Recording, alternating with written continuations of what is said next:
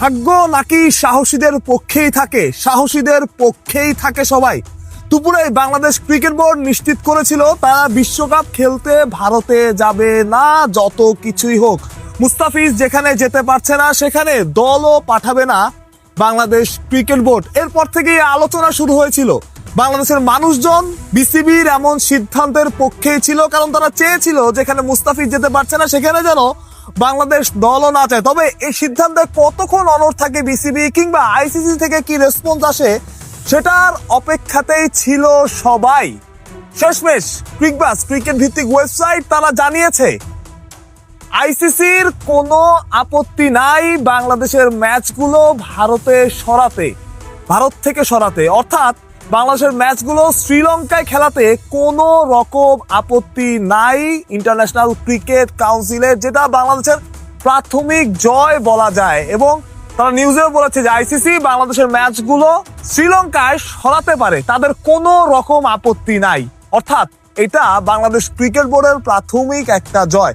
আমিনুল ইসলাম বুলবুল, যিনি বাংলাদেশ ক্রিকেট বোর্ডের সভাপতি, তিনি আইসিসিতে বহুদিন কাজ করেছেন, তারও এখানে একটা রোল হয়তো ছিল, কারণ তিনি জানেন আইসিসি কিভাবে কাজ করে, আইসিসির পলিসি কি, সবকিছুই তার ভালোভাবেই জানা আছে। এবং গতকাল কিন্তু বাংলাদেশ ক্রিকেট বোর্ড এর একটু সফট কর্নার ছিল এবং তারা বলছিল যে তারা হয়তো ভেন্যু সরানোর কথা বলবে না। বিভিন্ন মাধ্যম থেকে এরকম খবরগুলো ছড়িয়েছে, তারা হয়তো ভেন্যু সরানো এখন সম্ভব না। কিন্তু আজকে ঠিকই বাংলাদেশ সরকার থেকে যে কথাগুলো বলা হয়েছে, দিক নির্দেশনা দেওয়া হয়েছে, সেই সবকিছু বিবেচনায় নিয়ে এবং মুস্তাফিজের না যাওয়ার ইস্যুটা সামনে এনে বাংলাদেশ কিন্তু অফিসিয়ালি জানিয়ে দিয়েছে যে তারা বিশ্বকাপ খেলতে ভারতে যেতে চায় না, তারা বিশ্বকাপ খেলতে ভারতে যাবে না।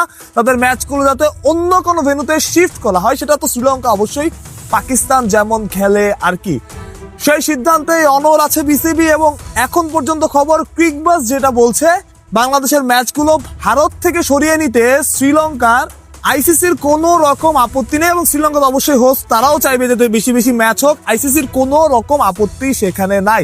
অর্থাৎ একটা আপডেট অবশ্যই পাওয়া গেল, যেটা নিয়ে অনেকে শঙ্কা ছিল। অনেকে বলছিলেন যে এখন তো সম্ভব না, এখন ভারতেই ম্যাচ হবে, এত সময়ের মধ্যে, অল্প সময়ের মধ্যে ম্যাচ শিফট করা সম্ভব না, এইটা ওইটা।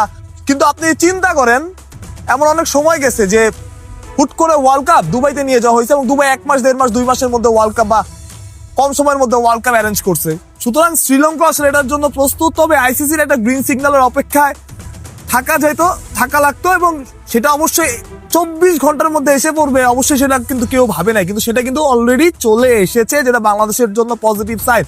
অর্থাৎ বাংলাদেশ একটা সবুজ সংকেত পেয়েছে। কিন্তু অবশ্যই বিশ্বকাপের আয়োজক বিসিসিআই কি করে, কি সিদ্ধান্ত নেয় এবং অন্য দলগুলো কি করে, এখানে কিন্তু একটা ভাবনার বিষয় আছে। সেটা হচ্ছে বাংলাদেশের প্রতিপক্ষ যারা, তাদেরও কিন্তু এখানে মতামতের প্রয়োজন আছে। যেহেতু ম্যাচগুলো সরিয়ে নেওয়া হবে অন্য জায়গায়, তারা ওইখানে খেলতে কতটা কমফোর্টেবল, তারা কি ওইখানে খেলবে কিনা, এই সবকিছুই কিন্তু তখন বিবেচনায় নেওয়া হবে। তবে প্রাথমিকভাবে বাংলাদেশের একটা জয় হয়েছে এবং ইতিবাচক একটা সাইন যে কোনো একটা বরাদ দিয়ে আমরা জানতে পেরেছি যে আইসিসির কোনো রকম আপত্তি নাই, যেটা ক্রিকবাস জানিয়েছে। বাহ, প্রত্যয় পিডি ক্রিক টাইম।